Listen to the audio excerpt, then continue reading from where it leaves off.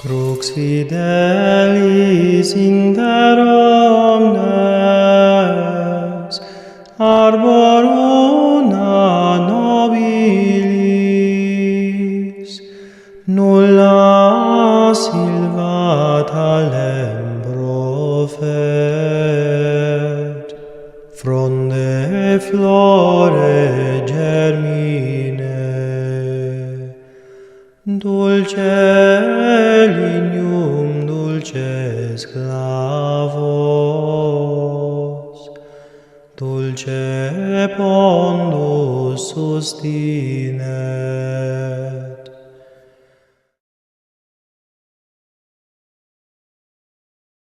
Os últimos dias, lembrando o sonho dos 9 anos. Última missa em Roma. O dia 16 de maio de 1887, 2 dias depois da consagração da Igreja do Sagrado Coração de Jesus em Roma, Dom Bosco quis celebrar o santo sacrifício da missa no novo santuário antes de deixar a cidade eterna. Essa missa, primeira que ele aí celebrou, rezou-a no altar de Nossa Senhora Auxiliadora. Assistiu-lhe o padre Viglietti, seu secretário. Por mais de 15 vezes, Dom Bosco teve que interromper a missa pelas lágrimas que lhe brotavam dos olhos. Jamais o tinham visto tão comovido. Na sacristia, o secretário lhe perguntou: "Mas Dom Bosco, por que estava tão comovido? Chorou durante toda a missa?" "Pois durante toda a missa estive revendo o sonho que tive aos 9 anos de idade. Aquele sonho, como sabes, que decidiu toda a minha vida. Aqueles molequinhos que ofendiam a Deus, a transformação deles em animais ferozes, depois em mansos cordeirinhos, a divina pastora, seus conselhos de bondade e de doçura. Revi-me a narrar este sonho de manhã cedo à minha mãe e a meus irmãos. Ouvi seus comentários. E uma frase especialmente ressoava-me persistente ao ouvido. A frase que a pastora do rebanho me disse quando lhe implorei que me explicasse o sonho. A seu tempo hás de compreender tudo isso. Passaram 60 anos. Agora compreendo tudo. Com um olhar de conjunto, o santo tinha abraçado todo o campo de trabalho que o céu lhe confiara. Deus lhe tinha designado uma tarefa realmente única. Tinham-lhe bastado 50 anos para executá-la. Agora terminava no coração da Igreja Católica, sob os olhos de Pedro e a serviço de Pedro. Que suprema ventura! O bom operário podia mesmo chorar de comoção agradecido. Estava vendo e estava compreendendo. Sinais do fim da vida. A palavra dos médicos. Mas compreendia também que seus dias se precipitavam para o fim. As forças gastas avisavam-no disso todos os dias.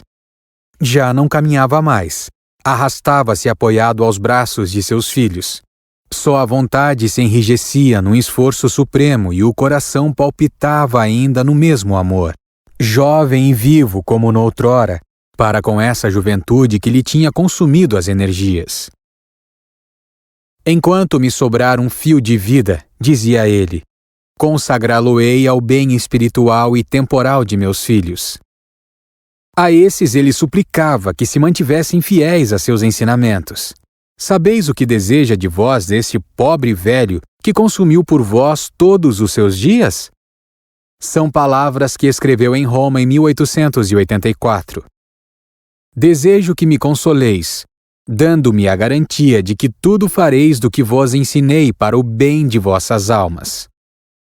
Não compreendeis bastante que fortuna é para vós morar numa casa salesiana. Posso afirmar-vos isto na presença de Deus. Basta que o menino entre numa de nossas casas para que Nossa Senhora Auxiliadora o tome logo debaixo de sua especialicíssima proteção. Não me recuseis, portanto, esta alegria, porque sinto que se avizinha o dia em que terei de deixar-vos e partir para a eternidade. Dom Bosco não se enganava. Havia muito tempo, 3 anos pelo menos, que a ciência o tinha sentenciado. Em março de 1884, o célebre doutor Combal, da Faculdade de Medicina de Montpellier, tinha ido a Marsella convidado pelo padre Álbera, e depois de examinar minuciosamente a Dom Bosco tinha dito: Vossa Reverendíssima gastou sua saúde com demasiado trabalho. Seu organismo está como uma roupa esgarçada pelo uso. O único remédio é guardá-la no armário. É preciso repouso absoluto. Ah, doutor, seu remédio é justamente o único que não posso usar. Tenho muito que fazer. É impossível parar a máquina. E a máquina continuou enquanto pôde. Um dia, porém, teve que parar. Foi no mês de novembro de 1887, logo depois de terminado o retiro de Valsálice, ao qual o santo fizera questão de presidir, apesar de se lhe estarem esgotando progressivamente as forças. Na soleira dessa casa, que está situada bem às portas de Turim, Dom Bosco, ao despedir-se, disse umas palavras que no momento não foram compreendidas. O padre Barberis lhe fez uma pergunta. Agora que resolvemos instalar aqui os cursos de filosofia de nossos clérigos, o senhor nos virá visitar mais frequentemente, não é verdade, Dom Bosco? E o santo, fazendo-se repentinamente sério e quase preocupado, respondeu: Sim, virei para cá, e aqui ficarei montando guarda. Ao dizer isso, fitava longamente a ampla escadaria que do terraço descia para o pátio. Era esse o lugar onde, 4 meses mais tarde, iriam cavar seu sepulcro. Progressos da congregação. A congregação, como disse ele alguns dias depois, já tinha homens formados, e por isso podia partir tranquilo. Os salesianos atingiam o número de 768. Os noviços eram 267. No antigo continente as casas eram 38, e no novo 26. Ontem o capítulo superior voltara aprovando as fundações de Quito e Londres. No dia seguinte, o próprio Dom Bosco ia revestir da veste talar a 4 postulantes, vindo de 3 pontos diversos. 2 poloneses, o príncipe Augusto Czartoryski e o senhor Grabowski, um francês, Noguier de Maliger, e um inglês, Johnson. Nossa congregação é guiada por Deus e protegida pela Virgem Auxiliadora. Irá proclamar Dom Bosco antes de morrer. Todos os fatos depunham em favor dessa afirmação. Última missa. Partida de missionários. 3 de dezembro foi o dia em que Dom Bosco teve de renunciar à felicidade de celebrar o santo sacrifício. Até esse dia tinha dito a missa numa capelinha privada contígua a seu quarto, embora exausto a tal ponto que nem se podia virar para o Dominus Vobiscum, e tinha que se sentar depois da comunhão, deixando a outro sacerdote o encargo de distribuir a Eucaristia às pessoas a quem se permitia assistir a essa missa. Agora Dom Bosco não resiste nem mais a esse esforço.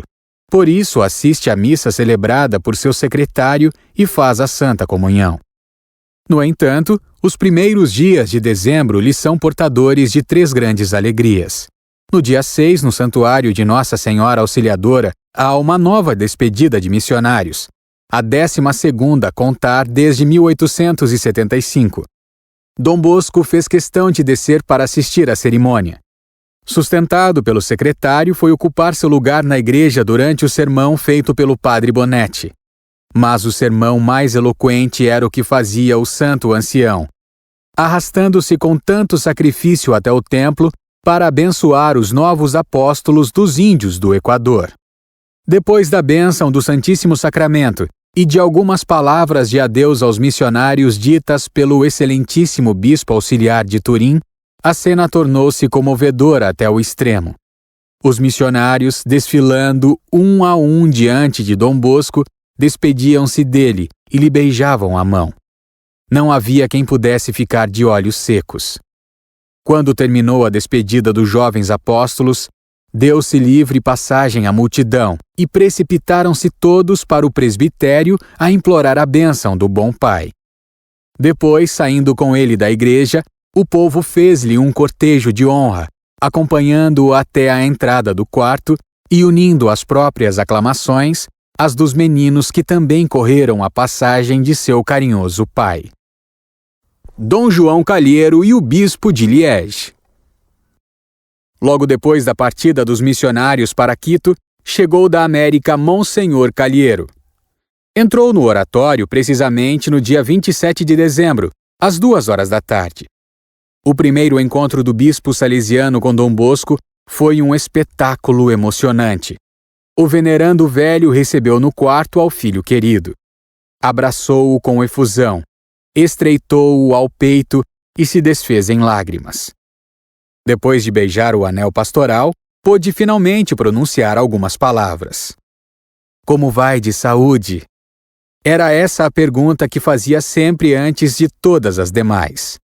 E naquele dia não era uma pergunta vazia de sentido, pois que o bispo missionário vinha de longe, numa viagem pastoral através dos Andes, em data ainda bem recente, tinha sido vítima de uma perigosa queda de cavalo, a qual lhe ocasionara a fratura de 2 costelas e lhe pusera a vida em perigo. Mas em nenhum momento perdera a esperança, porque na crise mais aguda da febre, uma voz misteriosa lhe repetia ininterruptamente ao ouvido: parta logo para Turim, vá assistir Dom Bosco moribundo. E ele viera. Na tarde do mesmo dia, chegou a Valdoco o popular bispo de Liège, Monsenhor d'Outrelux, grande amigo dos operários, o qual queria a todo custo que lhe mandassem algum salesiano para um dos bairros mais populosos de sua ardente cidade. Últimas saídas. Encontro com o cardeal Alimonda. No dia seguinte, 8 de dezembro, festa da Imaculada Conceição de Nossa Senhora, Dom Bosco, cujo estado declinava sempre mais, quis, não obstante, descer ao refeitório da comunidade. No encaminhar-se para lá, tentou resistir às amáveis insistências do bispo de Liège, que lhe oferecia o braço. Afinal, consentiu e apoiou-se nele. Terminada a refeição, Santa Excelência quis de novo acompanhar Dom Bosco ao quarto. Mas dessa vez não o conseguiu. Puderam então contemplar o saboroso espetáculo dessa luta em que a humildade do sacerdote venceu a ternura toda filial do prelado. Foi a última vez que Dom Bosco participou das refeições da comunidade. Uma após outra, lhe iam sendo roubadas todas as pequeninas alegrias humanas. Foi assim que teve também de renunciar às suas breves saídas da tarde. O último desses passeios foi o de 20 de dezembro. No dia 16, tinha saído a dar uma volta em companhia do padre Rua e do seu secretário. Nessa tarde, tinha se mostrado de uma alegria e de uma vivacidade extraordinária. Durante todo o passeio, tinha citado seus autores preferidos, latinos ou italianos, analisando-os com muita graça. Seus 2 companheiros não podiam acreditar em tamanha fidelidade de memória num velho de 73 anos, arcado ao peso dos achaques. Estavam já para tomar o caminho do oratório, quando, sob as arcadas da Avenida Vittorio Emanuele, encontraram-se com o cardeal Alimonda. O venerando arcebispo aproximou-se logo, exclamando: "Ó Dom Bosco, Dom Bosco!" Subiu à carruagem, abraçou ao humilde sacerdote, beijando-lhe a fronte com ternura. Juntou-se logo muita gente, e rodearam-nos contemplando admirados essa cena de singular edificação. E exclamavam: "Como se querem bem!" 3 dias depois, Dom Bosco quis sair mais uma vez de carro. Apesar de suas relutâncias, dessa vez foi necessário transportá-lo numa poltrona. No fim do passeio, iam já entrar na praça de Nossa Senhora Auxiliadora, quando um desconhecido fez sinal para que parassem o carro e se apresentou a Dom Bosco. Era um dos primeiros alunos do santo, um bom homem de Pinerolo. Estando em Turim de passagem, fizera questão de saudar seu velho mestre. Para ter maior garantia de encontrá-lo, se pusera a esperar o carro na esquina da praça. "Como vão teus negócios?" perguntou Dom Bosco. "Mais ou menos, poderiam ir melhor." "E a alma como vai?" "Tenho procurado sempre ser digno filho de Dom Bosco."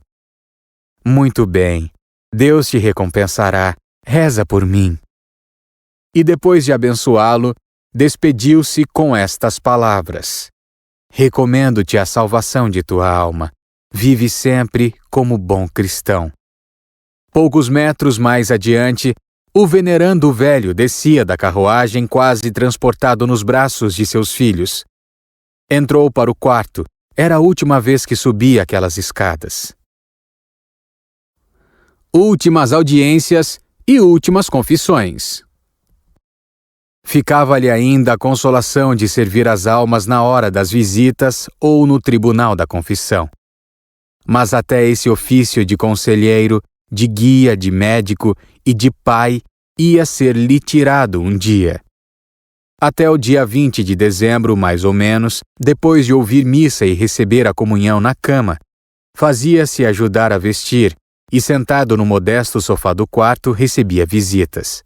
Nesse ano tinham sido extraordinariamente numerosas, presentes na Itália com os romeiros, sem conta que o jubileu de Leão XIII atraíra. Foi assim que o humilde quarto de Dom Bosco viu entrar o Duque de Norfolk, o Cardeal Gussens, arcebispo de Malinas, Monsenhor Ricard, arcebispo de Paris, o arcebispo de Colônia, o bispo de Treves, Monsenhor Philippe, bispo auxiliar de Monsenhor Tizot, bispo de Visagapatã, dos missionários de São Francisco de Sales e Annecy, Monsenhor Bertanha, bispo titular de Cafarnaum, auxiliar do arcebispo de Turim, Monsenhor Leto, bispo de Samaria, e os bispos de Casale, de Fossano, de Coneu, e uma quantidade de peregrinos franceses, belgas, canadenses, suíços, poloneses, alemães, chilenos, brasileiros e argentinos. Faz já 40 anos que Dom Bosco consagra assim as manhãs inteiras a abençoar, consolar, ajudar a todos os que vêm visitá-lo. Embora imobilizado na sua poltrona e torturado pela enfermidade que lhe dobra quase de uma vez o corpo, encanta sempre aos seus visitantes. Já tratei com os maiores soberanos, confessava um dia um ricaço de Liege, e nunca experimentei o menor constrangimento, mas diante de Dom Bosco me sinto pequenino. E, entretanto, esse grande amigo das obras salesianas estava visitando a Dom Bosco no dia 23 de dezembro, pouco mais de um mês antes da morte do santo. Achou-o consumido no corpo, mas com a alma cheia de ardor. Vale a pena registrar o testemunho desse hóspede. As forças debilitadas do venerando velho não lhe permitiram nem sequer ficar de pé.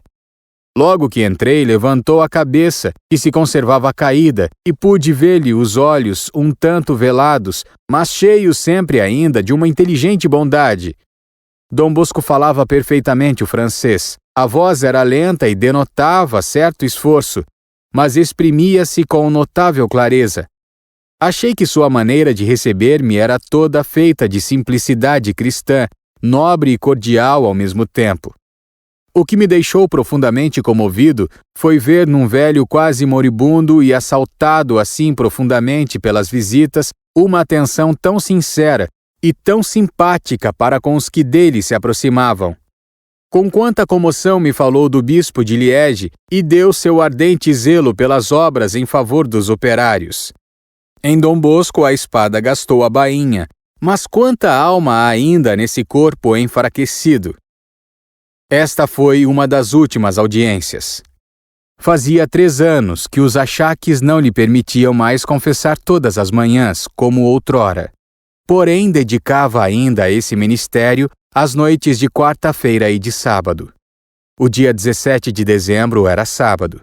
Estavam justamente uns 30 meninos, alunos das classes mais adiantadas, insistindo com o secretário para que os deixasse entrar.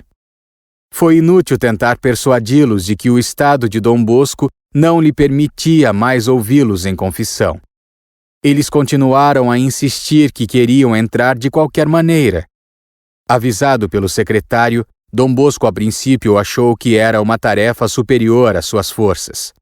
Mas depois de refletir um momento, respondeu como que falando a si mesmo: "E, no entanto, é a última vez que poderei confessá-los." O secretário, não dando importância a esta resposta, objetava que Dom Bosco iria ter febre e falta de ar. Mas o santo, profundamente comovido, repetia: "E, no entanto, é a última vez que poderei confessá-los." e os confessou. Foram realmente as últimas confissões que ouviu. Uma preocupação: as missões. Durante esses 2 meses inteiros de agudos sofrimentos, havia uma ideia que parecia dominar o espírito de Dom Bosco: as missões. Quase não falava de outra coisa. No dia 23 de dezembro, às 12h30, 3 católicos belgas querem ser recebidos por ele. Depois de abençoá-los, lhes diz: prometam-me que hão de rezar por mim, pelos salesianos e especialmente pelos missionários. Repetidas vezes transmitiu a Monsenhor Calheiro esta sua preocupação permanente. Não deixe de repetir ao Senhor L que se lembre dos nossos missionários. E eu, por minha vez, lembrar-me-ei dele e de sua ótima família. Proclame por toda parte que a maneira infalível de conseguir de Nossa Senhora Auxiliadora as graças de que necessitamos é ajudar as missões. Na tarde do dia 27 de dezembro, recebeu um jornalista, o reverendo Padre Tinetti, diretor da Unitá Católica. Com voz sumida, murmurou-lhe: recomendo-lhe, como o fiz outrora, a nossa congregação salesiana e as nossas missões. Uns dias depois, sentindo-se muito mal, mandou chamar o Padre Rua e Monsenhor Calheiro, e lhes deu alguns avisos definitivos, terminando com esta promessa: hei de me lembrar sempre de todo o bem que nossos cooperadores e suas famílias fizeram às nossas missões. Ao bispo missionário, que planejava ir qualquer dia a Roma depor sua homenagem aos pés do Santo Padre, confiou esta mensagem: estou bem certo de que você compreendeu bem o motivo pelo qual o Santo Padre deve proteger as nossas missões, não é verdade? Em toda parte onde trabalham os salesianos, seu principal empenho é sustentar a autoridade da Cátedra de São Pedro. Depois, lendo no futuro, acrescentou com acento profético: confiança, confiança. Com a proteção do Papa ireis à África, atravessá-la-eis, penetrareis na Ásia, na Mongólia e em tantos outros lugares. Essas conquistas surpreendentes e rápidas sabe bem ele que seus filhos realizarão, sobretudo, pelo auxílio da Rainha dos Apóstolos, cujo culto espalharão por toda a parte. Propagai a devoção à Santíssima Virgem na Terra do Fogo. Disse ele certa vez: se soubéis quantas almas Nossa Senhora quer ganhar para o céu por meio dos salesianos. Finalmente, 4 dias antes de morrer, numa noite de profundo abatimento, só foi capaz de murmurar com um fio de voz a Monsenhor Calheiro, que estava ajoelhado ao pé da cama: salvai muitas almas nas missões. Todo mundo se comove pela doença de Dom Bosco. Enquanto isso, fora de Valdoco, em Turim, na Itália, no mundo inteiro, a oração dos fiéis se une às súplicas dos salesianos para arrancar de Deus o milagre tão desejado. Em muitas casas da congregação, organiza-se a adoração diurna e noturna diante do Santíssimo Sacramento exposto. Lágrimas, orações, sacrifícios, promessas e votos, todas as formas, enfim, da piedade filial são postas em ação pelos cooperadores salesianos, espalhados pelo mundo todo, com o fim de conservar Dom Bosco na terra. Este impulso admirável não para nos filhos da família salesiana, senão que se propaga a todos os cristãos, e todos eles tentam fazer violência ao coração de Deus. Os jornais de todas as nações, informados por seus respectivos correspondentes, publicam o boletim do ilustre enfermo. O oratório vive assediado permanentemente por uma multidão ávida de notícias. Telegramas chegam a todo momento. Da França, da Itália, da Espanha, acorrem os diretores das casas salesianas. No Instituto do Sagrado Coração de Roma, é um vai-vem contínuo de príncipes, de prelados, de bispos e de cardeais a pedir notícias de Dom Bosco.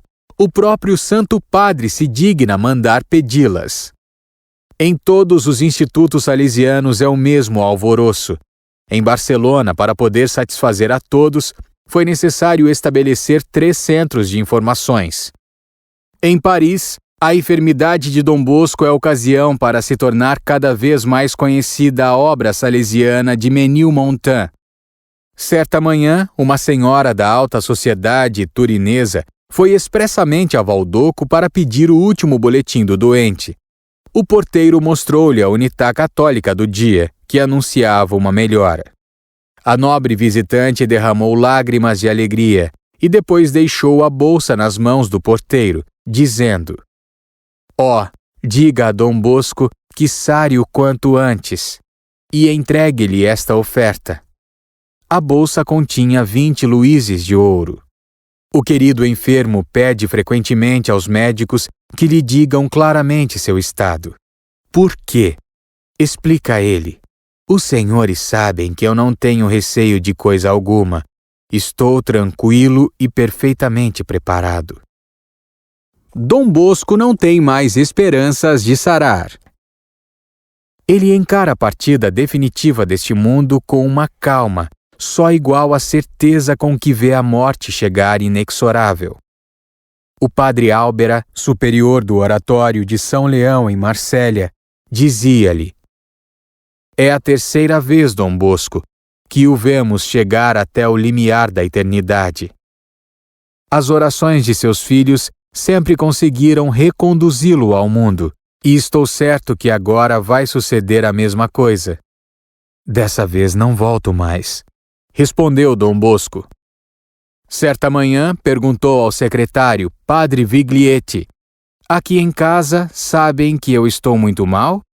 Sim, Dom Bosco, sabem-no aqui e em todas as casas e em toda parte estão rezando. Estão rezando para eu sarar? É inútil, vou-me para a eternidade.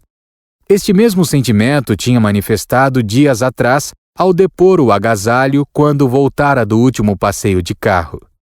E agora não me resta senão procurar uma boa conclusão. Mas Dom Bosco, observa-lhe o secretário, há de ver que um pouco de repouso dominará a indisposição que está sentindo. Não, insistia ele. Resta-me somente procurar concluir bem. Aliás, acrescentava algumas vezes, o meu desejo é mesmo ir para o céu, porque lá em cima poderei trabalhar melhor para os meus filhos. Aqui na terra não posso fazer mais nada por eles. Às vezes pediam-lhe que rezasse para que Deus lhe restituísse a saúde, mas não quis atender jamais a esse pedido. Sua resposta era sempre a mesma: faça-se em mim segundo a vontade de Deus.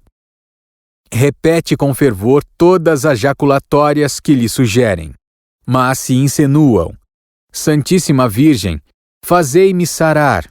Não responde. É evidente que Dom Bosco não nutre a mínima ilusão sobre o desfecho que vai ter a doença.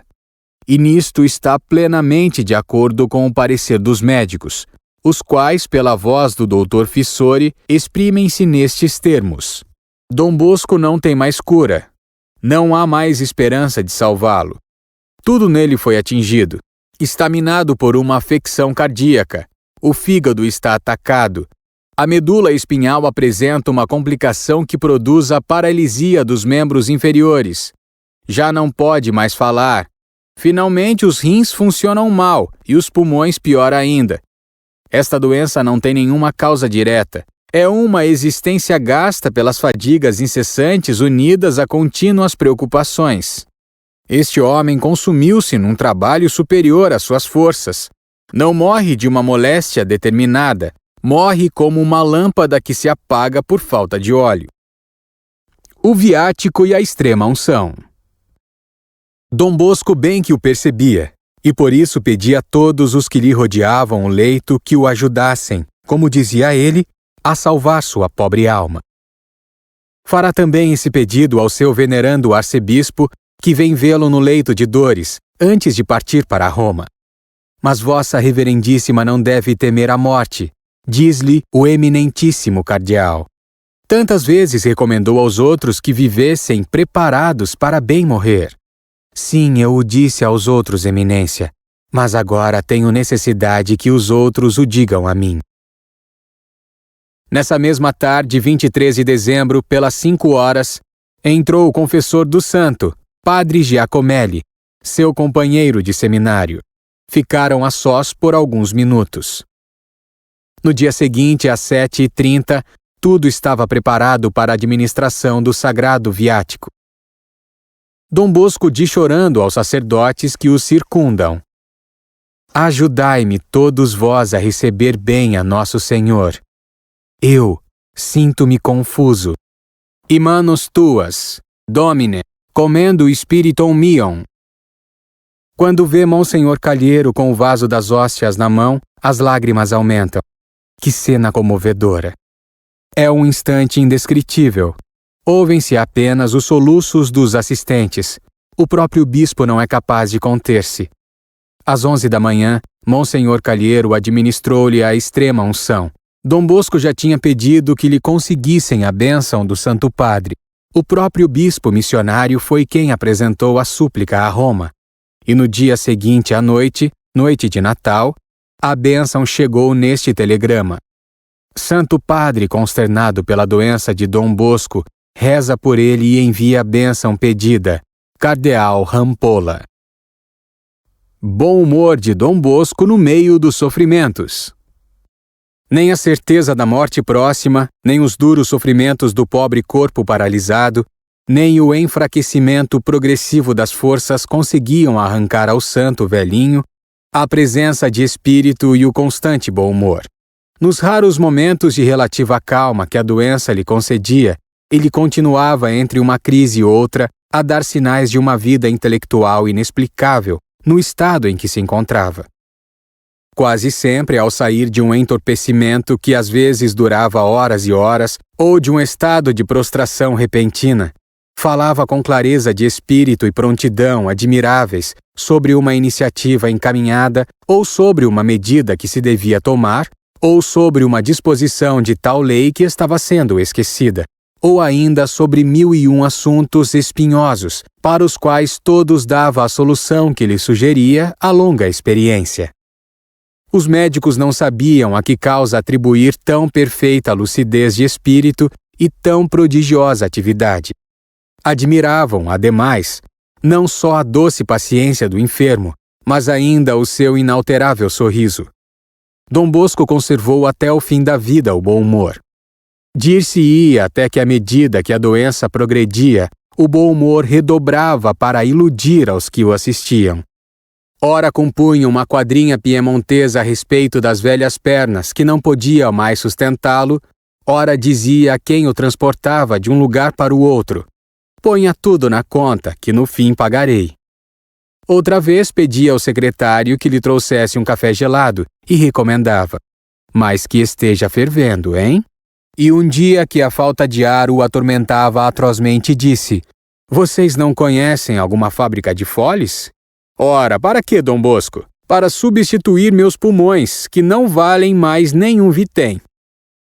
Uma tarde, o enfermeiro, acabando de trocá-lo de cama, disse: nós lhe fazemos sofrer muito, não é verdade, Dom Bosco?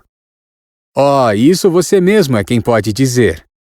E até o fim, até o momento em que entrou em agonia, manteve essa alegria da alma. Só um pensamento é que parecia entristecê-lo ao lhe cruzar o espírito. Por isso viram-no chorar muitas vezes. Era o pensamento da separação suprema que lhe dilacerava o coração de pai. O único sacrifício que terei que fazer na hora da morte é o sacrifício de deixar-vos. Uma trégua obtida pelas orações. Essa hora de separação parecia nos primeiros dias de janeiro ter sido afastada graças às orações e aos sacrifícios de seus filhos. Manifestou-se de fato uma melhora sensível, que surpreendeu aos médicos e ao próprio doente. O estômago voltou a digerir e Dom Bosco, com a alimentação, readquiriu um pouco de força. Como se pode explicar, dizia ele, que uma pessoa, depois de 21 dias de cama, quase sem comer e com a cabeça enfraquecida até ao extremo, possa de repente retomar posse de si, pôr-se a par de tudo, sentir-se forte e, se fosse preciso, até levantar-se, escrever, trabalhar. Pois eu, neste momento, sinto-me tão bem disposto como se nunca tivesse estado doente. Se alguém quisesse saber o motivo, a única coisa que se poderia responder seria o seguinte: Quod Deus imperio, tu presse, virgo, potes. O que Deus opera com seu poder, pode fazê-lo também, ó Virgem, a vossa oração. Essa trégua inesperada permitiu a Dom Bosco dar com toda a calma as suas últimas disposições e determinar bem os seus últimos conselhos. Para que a morte, ao chegar, o encontrasse em perfeita pobreza, disse um dia ao secretário: Tire do bolso de minha batina a carteira e o porta-níqueis, e se houver algum dinheiro, leve ao padre Rua. Quero morrer tão pobre que se possa dizer: Dom Bosco, quando morreu, não deixou nenhum soldo. Essa voluntária pobreza unia-se no seu espírito à angustiosa situação monetária em que se encontrava realmente a casa, e por isso dizia pesaroso: Quanto sinto não poder mais ajudar-vos como outrora. Estou totalmente sem recursos, e entretanto nossos meninos continuam a pedir pão. Que havemos de fazer? É preciso que se saiba. Todos aqueles que desejam fazer caridade a Dom Bosco e a seus alunos pobres, não esperem que eu vá estender a mão. Não posso mais fazê-lo. A notícia da melhora chega até aos ouvidos do Santo Padre, que se rejubilou com isso. Soube que vosso fundador esteve passando muito mal, disse Santíssima Santidade numa audiência pública, na qual lhe apresentaram alguns salesianos. Mas agora está melhor, não é verdade? Sim, Santidade, respondeu o interrogado. As últimas notícias são boas. Dom Bosco está em vias de franco restabelecimento. Deus seja louvado, exclamou o sumo pontífice. Rezai pela saúde de vosso pai. Dizei-lhe que o Papa pensa nele e lhe manda a bênção apostólica. A vida de Dom Bosco é preciosa, e sua morte, se acontecesse nestes dias, entristeceria muito nossas festas de Roma. Últimas recomendações de Dom Bosco a seus filhos. Já no limiar da eternidade, aonde ia chegando apesar dessa melhora passageira, Dom Bosco aproveitava as oportunidades para deixar a seus filhos suas últimas recomendações. Colocando os olhos no futuro da congregação, que se lhe apresentava radioso, dizia a transbordar de confiança: Até aqui caminhamos sempre firmes, não podemos errar o caminho. Nossa Senhora é quem nos guia. Para indicar claramente as relações que deveriam unir nas casas, os superiores e súditos, prescrevia ao seu secretário: Vigliete, escreva isto. Os superiores salesianos demonstrem sempre um grande amor para com seus dependentes. Sobretudo, tratem com caridade as pessoas de serviço, a todos os salesianos como palavra de ordem, como senha suprema, assinala esta: trabalho, trabalho. Mais ou menos a mesma coisa deixa como lembrança as filhas de Maria Auxiliadora, que o vem visitar na pessoa de sua superiora geral. Empenhem-se de todas as maneiras para salvar muitas almas. Uma tarde chamou o Padre Rua e Monsenhor Calheiro à sua cabeceira e lhes deu este aviso para transmitirem a todos os salesianos: Tratai-vos bem, como irmãos. Amai-vos, suportai-vos mutuamente. O auxílio de Nossa Senhora Auxiliadora jamais vos faltará. Na vigília do Ano Bom, o Padre Rua, como de costume, perguntou ao bom pai qual a lembrança que queria deixar aos meninos para o novo ano. Devoção a Nossa Senhora e comunhão frequente, foi a resposta. Eram esses os dois grandes meios de salvação que, durante toda a vida, ele infundira na inteligência e no coração de milhares de jovens que lhe tinham passado pelas mãos. Quando lhe contaram que até os jornais socialistas e radicais falavam dele com respeito e simpatia, lembrou o pensamento evangélico que tinha inspirado todos os seus atos e o tinha elevado acima de todas as discussões políticas, religiosas e sociais. Fazei o bem a todos, o mal a ninguém. No derradeiro extremo da vida, antes em plena lucidez e depois no momento de delírio, revela o segredo de sua ação fecunda. Uma fé ardente e intrépida em Deus. Rezai sim, dizia uma tarde a seus filhos, mas com fé viva. Acham-se embaraçados. Coragem, coragem, para a frente, sempre para a frente. Foram palavras que disse na antevéspera da morte, entrevendo no meio da febre, não se sabe que empecilho na marcha conquistadora de seus salesianos. A última palavra, calma, lúcida, ponderada, toda cheia de seu coração, foi para os seus meninos, para toda essa juventude em prol da qual tinha sacrificado sua vida inteira. Dizei a meus meninos que os espero a todos no céu. Do púlpito insisti sobre a comunhão frequente e sobre a devoção a Nossa Senhora. A hóstia e a Virgem, força e pureza. Essa a lembrança que na beira do túmulo deixa ao grande educador a juventude que ele tanto amara. Última comunhão. Derradeiros suspiros de um coração cristão. Essas palavras disse-as no dia 28 de janeiro. No dia 29, festa de São Francisco de Sales, padroeiro da congregação, fez a comunhão pela última vez. Depois caiu numa insensibilidade, entremeada de delírio, que durou até a noite. Um mês antes tinha previsto esse estado, pois no segundo dia da doença, o padre Rua lhe tinha ido pedir uma dispensa de certa obrigação, e ele lhe tinha respondido: "Pois não, posso dispensá-lo até o dia de São Francisco de Sales. Se depois você ainda precisar da dispensa, recorra ao Padre 10. Usamos a palavra delírio para exprimir as aparências de seu estado. Mas possuímos indícios certos de que mesmo a extrema fraqueza não chegou a tirar a Dom Bosco a lucidez do espírito. Pelas 10 horas da manhã interrogou ao padre Durando em plena consciência. Sabendo que se estava celebrando a festa de São Francisco de Sales, demonstrou verdadeira alegria. Conversou também um pouco com os médicos, mas logo que partiram, recaiu num breve letargo, do qual voltou logo perguntando ao padre Durando: "Quem são esses senhores que acabam de sair?" "Não os reconheceu, Dom Bosco? São os doutores Albertotti, Fissori e Vignolo." "Ah, sim. Diga-lhes que hoje fiquem conosco." Queria dizer para almoçar, mas não pôde dizer nenhuma palavra a mais.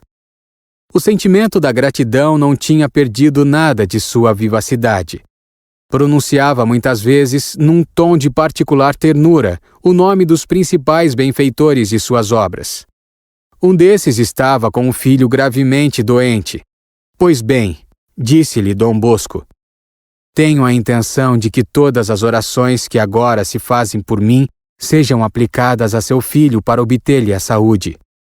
Durante o dia, tinha dito ao secretário: "Quando eu não puder mais falar, se alguém me vier pedir uma bênção, você me levante a mão e trace com ela o sinal da cruz, que eu porei a intenção." Nos instantes de dormência, parece que entende só quando lhe falam do céu e das coisas da alma, e então inclina a cabeça ou termina a oração começada.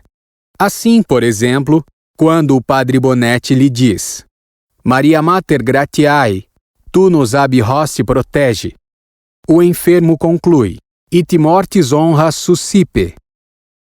Durante o dia todo, ouvem-no repetir: "Mãe, mãe, amanhã, amanhã." E pelas 6 horas da tarde, em voz baixa: "Jesus, Jesus, Maria, Maria, Jesus e Maria, eu vos dou meu coração e minha, in manus tuas, Domine, comendo in spiritum meum. Ó Mãe, abre-me as portas do céu." Muitas vezes, junta as mãos e recita lentamente as máximas da Sagrada Escritura, que lhe serviram de regra durante a vida inteira. "Diligite, diligite, inimicus vestros, benefacitiis qui orderunt vos, quaeriti regonum Dei, ite a peccatum mio, munda, munda-me, soa o ângelus da tarde." O padre Bonetti convida o enfermo a saudar a Nossa Senhora dizendo: Viva Maria! Dom Bosco repete: Viva Maria! Com piedosa comoção. Pouco depois volta-se para Enria, velho coadjutor que há 2 meses passa as noites à cabeceira do dileto pai e sussurra algumas palavras a esse fiel amigo. Não consegue, porém, articular nenhuma frase e diz apenas: Mas, eu te saúdo. Rezou depois o ato de contrição, acompanhado da inovação repetida: Miserere nostri, Domine. Durante algumas horas, ergueu frequentemente os braços ao céu, dizendo com as mãos juntas: Seja feita a vossa santa vontade. À medida que a paralisia ia dominando ao lado direito, o pobre enfermo continuava com o braço esquerdo seu gesto de resignação, repetindo como podia: Seja feita a vossa santa vontade. Tinha perdido completamente o uso da fala, mas para renovar o mais frequentemente que lhe fosse possível o sacrifício de sua vida, durante todo o dia e toda a noite seguinte, empregou as poucas forças que lhe restavam em levantar continuamente a mão esquerda. Essa oferta sem palavras era um espetáculo de profunda edificação. O mudo adeus dos filhos.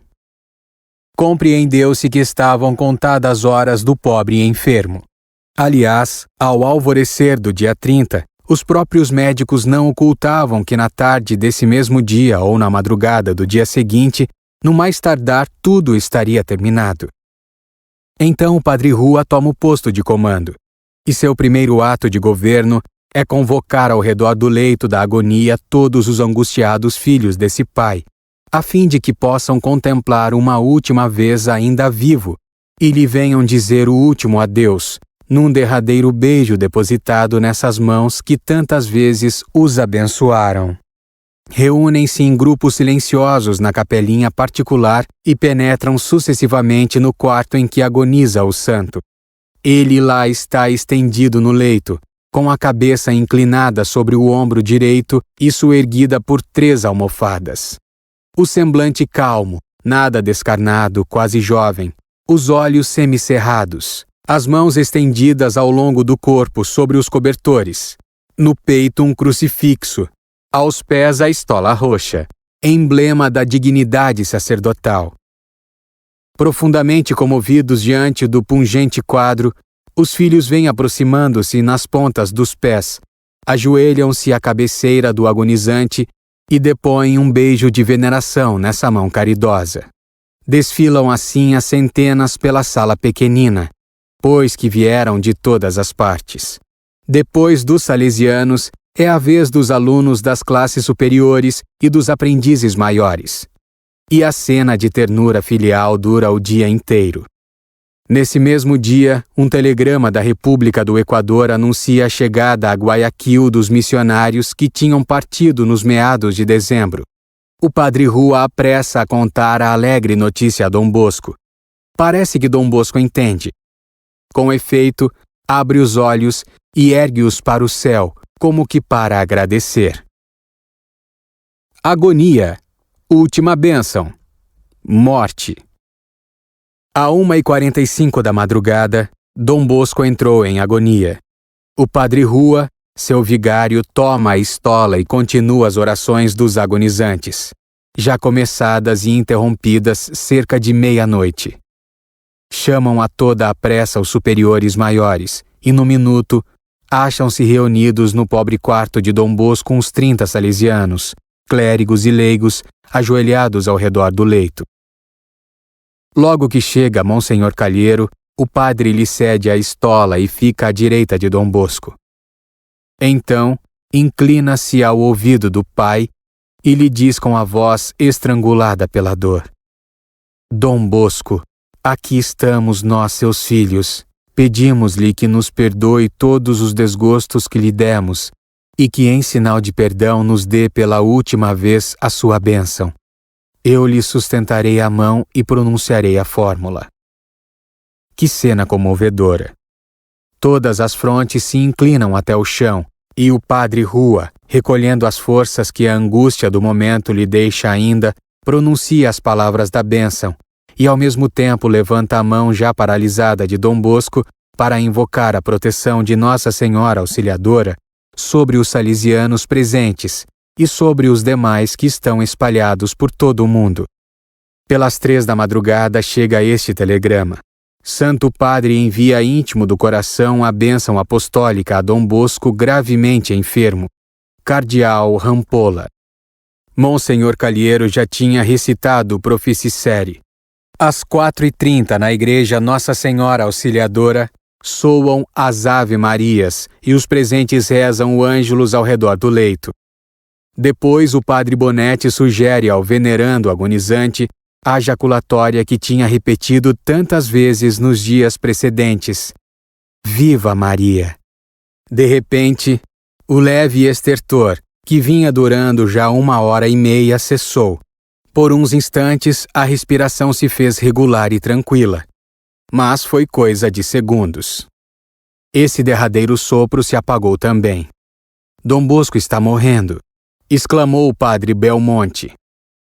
Os que se tinham deixado cair de cansados sobre alguma cadeira levantaram-se de um salto. Monsenhor Calheiro dizia a última oração. Jesus, José e Maria, meu coração vos dou e minha alma. Jesus, José e Maria, assisti-me na última agonia. Jesus, José e Maria, expire em paz entre vós a minha alma. O moribundo deu 3 suspiros que mal se perceberam. Dom Bosco estava morto. Tinha 72 anos, 5 meses e 15 dias. O relógio marcava 4h45 da manhã. Um grande servo de Deus acabava de voltar ao seu Senhor. Tinha vivido pobre e pobre tinha morrido. No dia em que ele se apagou, o oratório de Turim, com suas 800 bocas que esperavam alimento, achava-se tão desprovido de recursos que tiveram que pedir ao padeiro que lhes fornecesse pão a crédito. A cidade desfila junto ao corpo do santo. Logo que foi informada por 2 ou 3 edições especiais dos jornais de que Dom Bosco tinha morrido, a cidade acorreu toda em um tumulto ao bairro de Valdoco para venerar os restos do grande benfeitor dos pobres. Pelas 2 da tarde já a multidão assediava a portaria do oratório para ser admitida a desfilar diante do cadáver. Diante da afluência enorme imprevista, era preciso adivinhar o meio de contentar essa população ávida de contemplar pela última vez o semblante do apóstolo dos humildes. A igreja de São Francisco de Sales era a mais indicada para tal fim.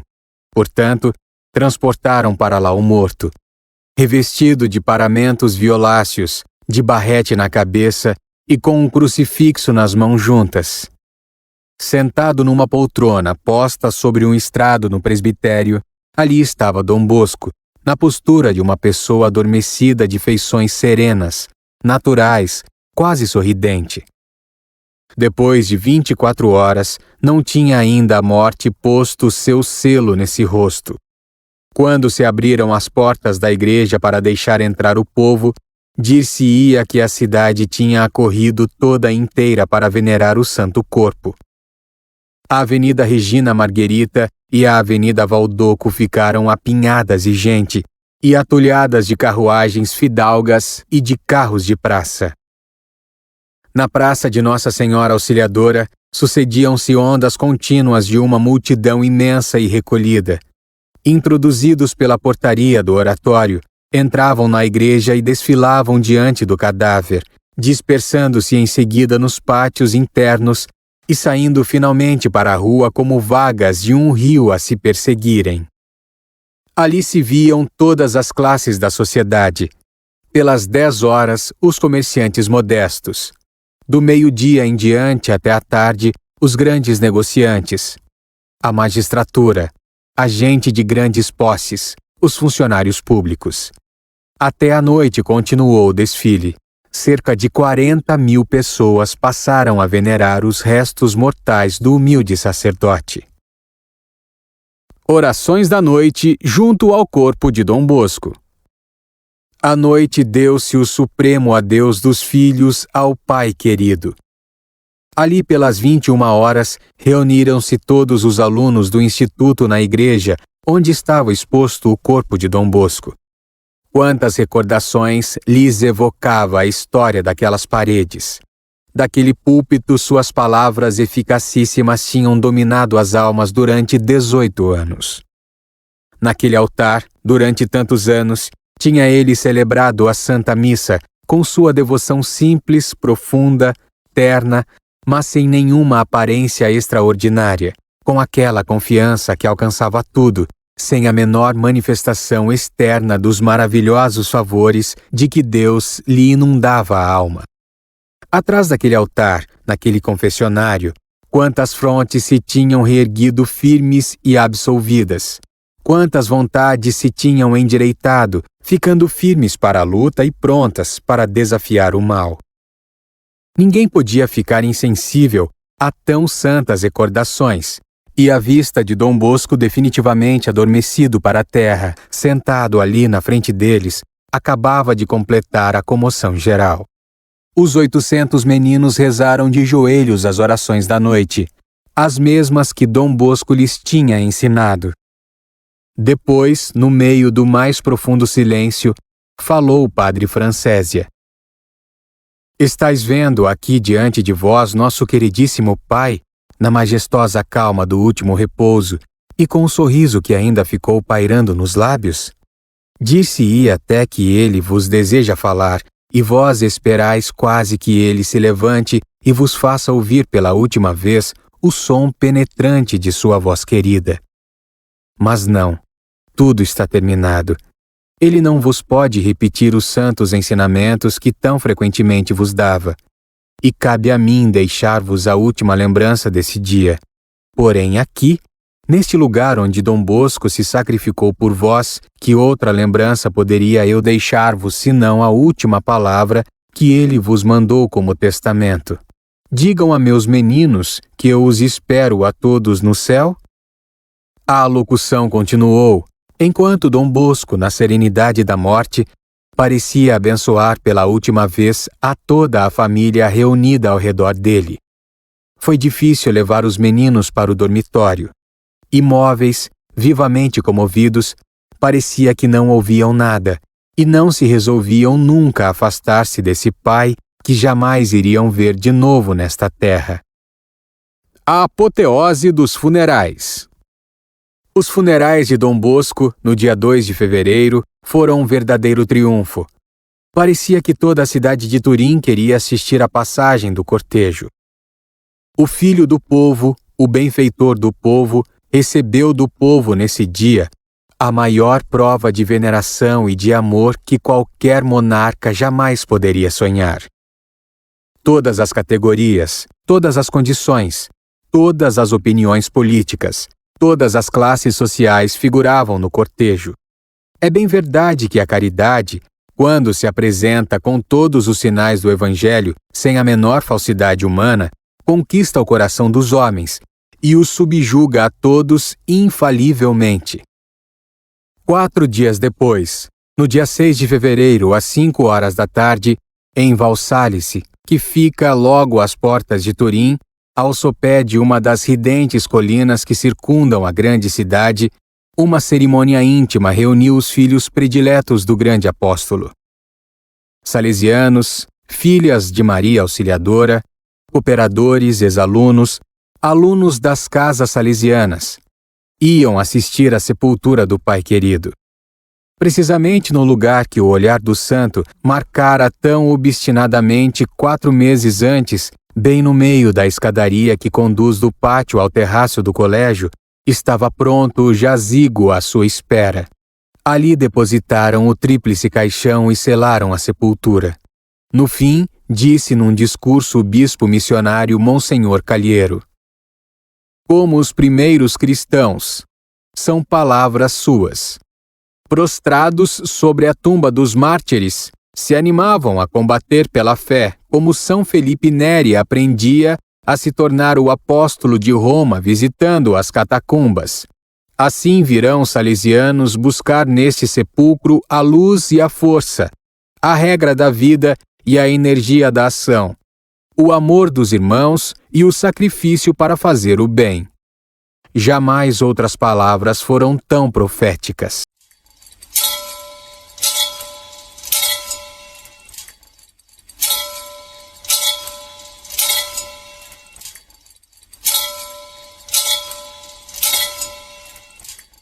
Aurora te celi de super, et nubes pluant justum. Aurora te celi de super, et nubes pluant justum. Ne iras caris Domine, ne ultra me mineris iniquitatis, ecce civitas sancti facta est deserta, Sion deserta facta est, Jerusalem desolata est, domus sanctificationis Tuae et gloriae Tuae, ubi laudaverunt te Patres nostri. Rodate celi de super, et nubes pluant